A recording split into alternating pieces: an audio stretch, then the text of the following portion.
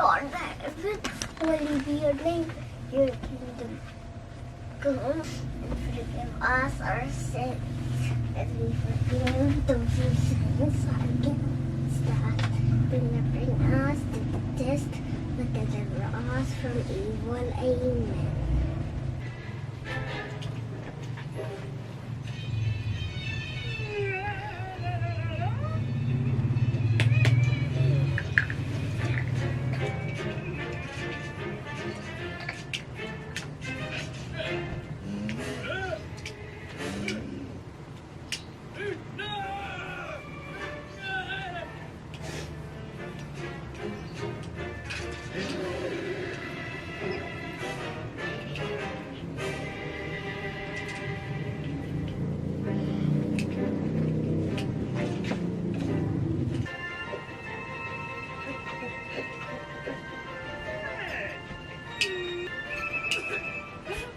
Good morning, Mom She's. Di ako makabangon kasi nahihilo-hilo ako. Ewan ko kung epekto yun ng gamot na ininom ko kaninang hating gabi. Pero, yan. Nagpasuyo ko kay Pao na timplahan ako ng drink and then ng food dito ako kakain kasi sobrang parang mahihilo ko. Parang di ko kayang bumaba. Ating food, dito na muna ako kakain. Mamaya, pagka okay na pakiramdam ko na hindi ako nahihilo or naduduwal-duwal is magluluto ako ng lunch namin. So, ayan. Mag-ano muna tayo. Breakfast. Primely ka, breakfast ka dito.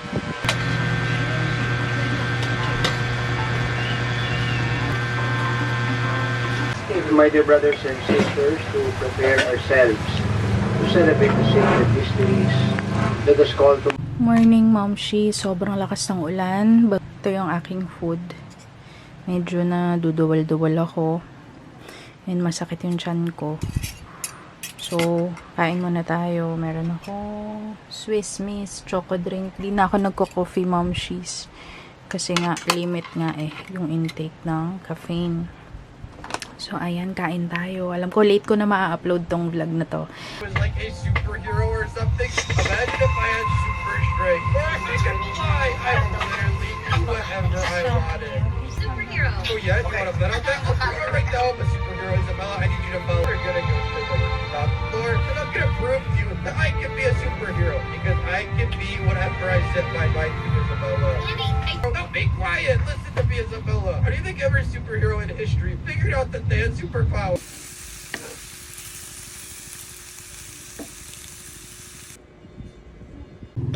Good morning, Mom She's. Today ay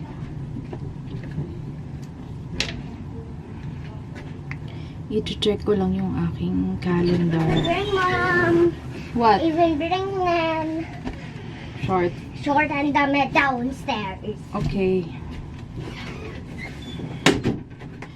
Nagkikrave kasi ako sa kung ano-anong pagkain, guys. And ngayon, sabi ko kay Pao, bili kami ng lugaw or kahit anong makita ko na almusal. Kasi parang ayoko magganin. Parang gusto ko humigop ng mainit na lugaw or hindi sopas pero lomi, ganon. Or mami. Hindi yung cravings ko pala, mga moms. Hindi siya consistent na naghahanap ako ng certain food. More on siya, biglang kung ano yung maisip ko, gusto kong kainin, tapos matikman ko lang, okay na. Ganon ako lately for the past 3 days na. Kung ano-ano nang nire-request ko. And tayo ay day 39 according to the app. Day 39, 5 weeks. Pero parang 6 weeks. 6 weeks, let's say. 6 weeks na. And mag-aano lang ako ng konting lip tint. Nag-stop na ako sa rejuvenating. Wala na akong ginagamit na kung ano-ano sa katawan ko.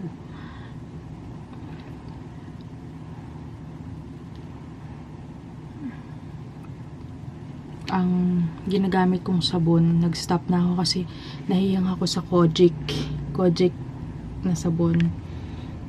Bawal na. So, yung ginagamit ko is yung kay Prime na Johnson's baby soap para mild and safe lang siya sa katawan.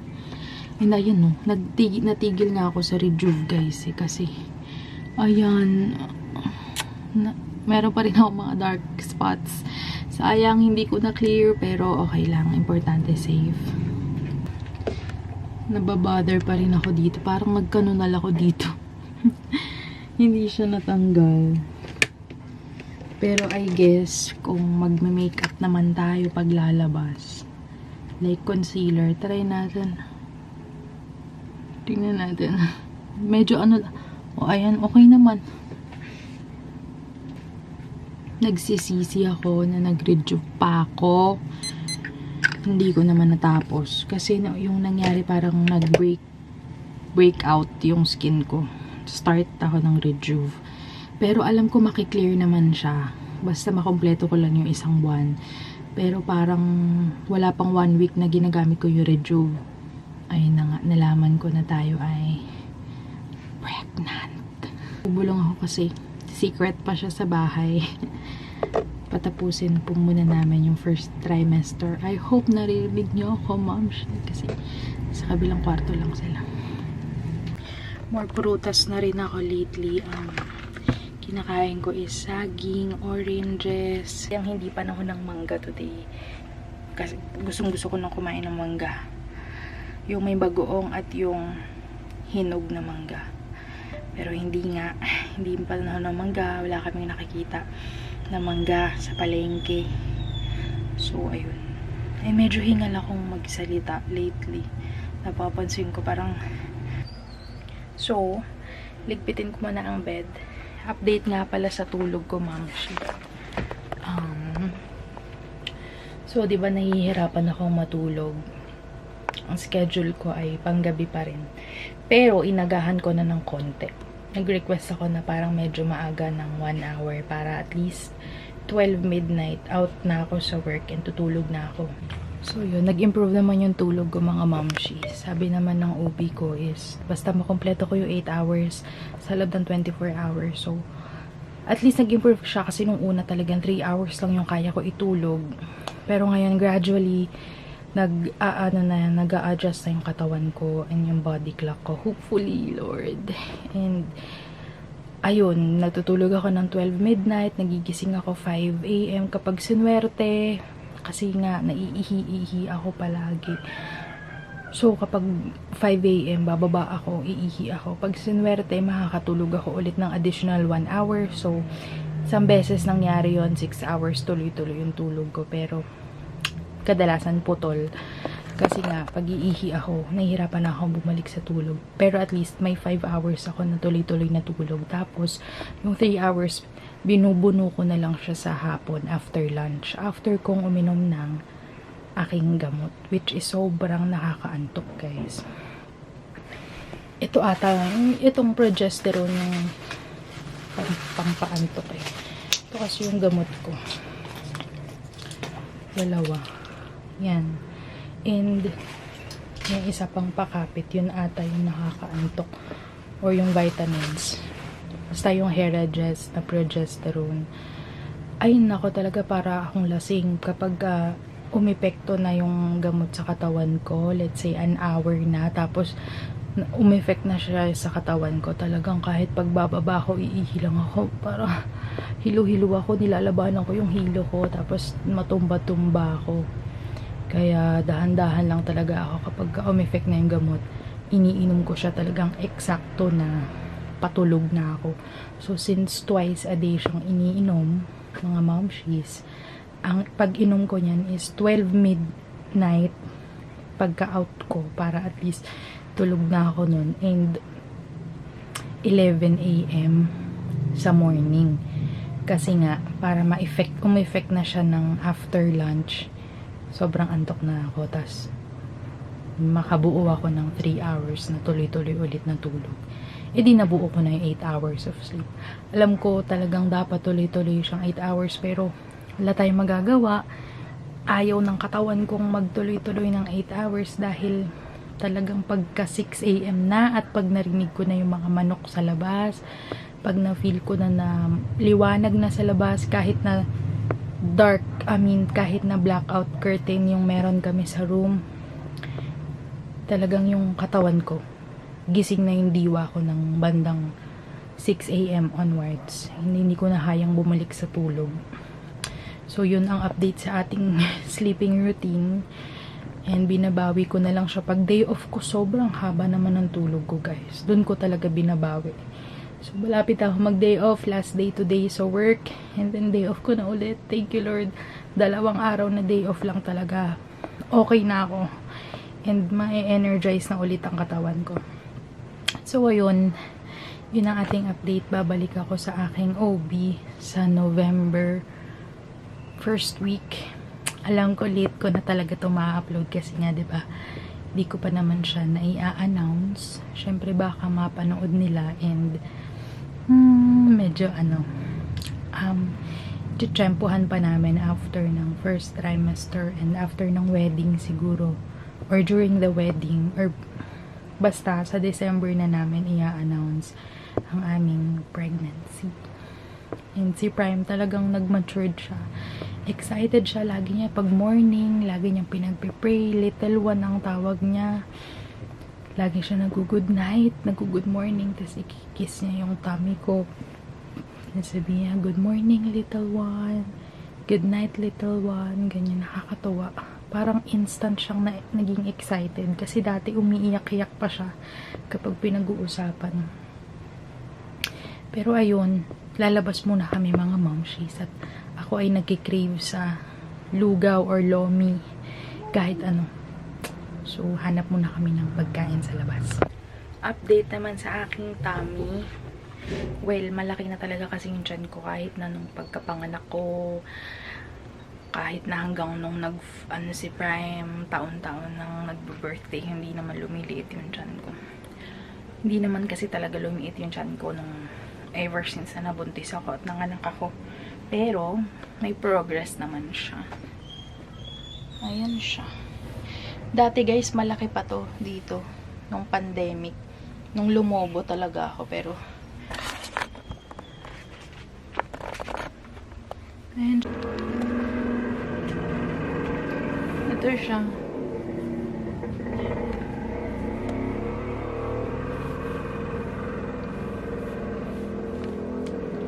Maliit-liit pa. Pero hopefully, saka na siya magpakita after wedding para yung gown fit pa rin sa akin. How are you? Good. Pawisan si Prime kasi naglaro siya sa baba ng bahay-bahayan. With Unan. With Unan, with Tito. How are you? Good. And, come here, come here, come here. How many days kang walang pasok? Ha? Halos 1 week kang walang pasok sa school mo. 1 week. Why 1 week? Kasi umulan. Because typhoon, red rainfall. Red rainfall. Come here. Breakfast na. Halika dito. I will ask you something. What? Are you excited to the little one? Yes. Yes. How many percent are you excited? 100%. What? 100%. Look at me. What? 100% excited. Halika na, kain ka ng breakfast. Can you video me jump? Oh, ayan o. It can't see my head. Hilig niya na mag-jump-jump sa bed kasi dati hindi niya magawa yan. Dahil ang aming kama ay talaga naman naputol ang bakal ng kama namin dati. Yung What's bakal? steel. Or it's metal. Halika na, kain ka na. Okay. Kakain na si Prime. Goodbye. I'm gonna vlog while you eat, okay? Hey guys! Prime, come here. Let's vlog. So, nagpe-prepare na kami for Prime's event. Anong program mo sa school? United States. United States. United Nation. United Nations. Oh, come here na. Let's wear na your costume. Aga pa, papawisan. Pagpag lang natin. Tanggal, tanggal. Like 5 star and then I'm gonna shoot it. Wala eh. Doon sa mga left stick. Ready? Here we go. Pag magulo, matutusok ka. Uy, tiklop sa loob, tiklop sa loob.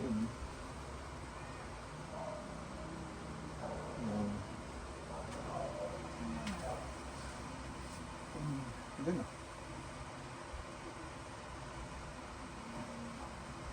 Dapat yata nakabelt, ay nakanak din to be. Hi mom, she's nood tayo pulang araw. Pulang araw, not palong araw. Yan ang aking pinapanood lately. Oo. Ako ay nakahiga dahil medyo nahihilo-hilo. No? Gusto na ko sa kasama mo. Wala akong aram si Adarina. Hi ma'am, ako ay naka-shift na. Sobrang antok na antok ako kanina talagang. Sorry.